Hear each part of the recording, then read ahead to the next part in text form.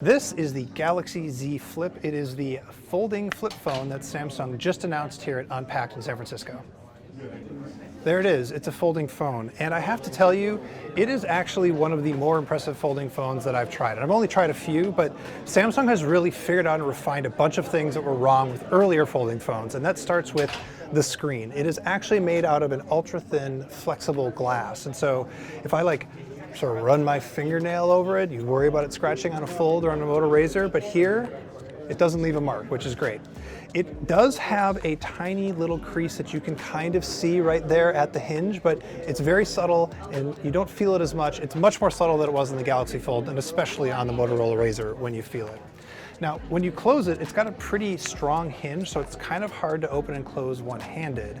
That really does add to the feeling of overall build quality for the thing, and it's also there because Samsung wants to do fancy little software features when you put it at an L here. I was able to try two of those things. I was able to watch a YouTube video on it, which meant that I could see all your lovely comments on the bottom half. I was also able to do a Google Duo call, which made a lot more sense. Just set it on there and have it on the screen.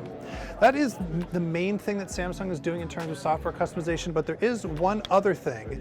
There is this itty bitty little screen on the front. If you swipe on it, you can see your notifications, and if you double tap the power button, which doubles as a fingerprint sensor, you get a little tiny selfie camera, and you can see yourself, and you can take a selfie. It's adorable. In terms of specs, it's actually also impressive because it's a Snapdragon 855 Plus processor.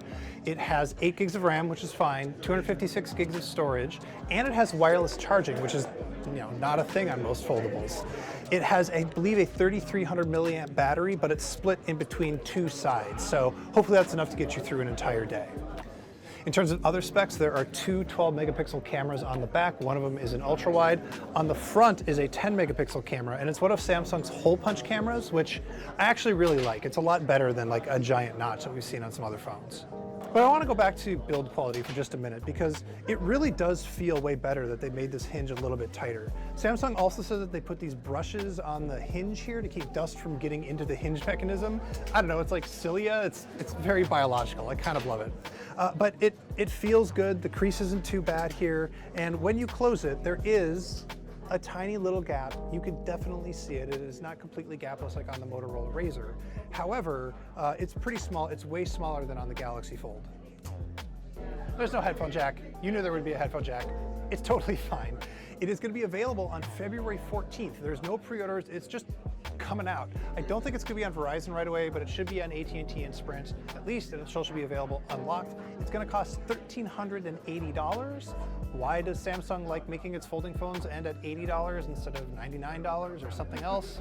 I don't know. They say that it's because it divides more evenly into monthly payments because these are expensive phones. Sure. But look, I'm really excited to review this phone. I really think that Samsung has figured out a lot of the things that they did not get right on their first folding phone, and so this has a lot of promise. I just don't know if it has $1,400 worth of promise. Hey everybody, thanks so much for watching. We of course have a hands-on with the Galaxy S20 phone, so go take a look at that. And I got it here next to the Razr. We're going to have a review of this Razr coming up pretty soon, and we might even try and do a comparison with the Z Flip.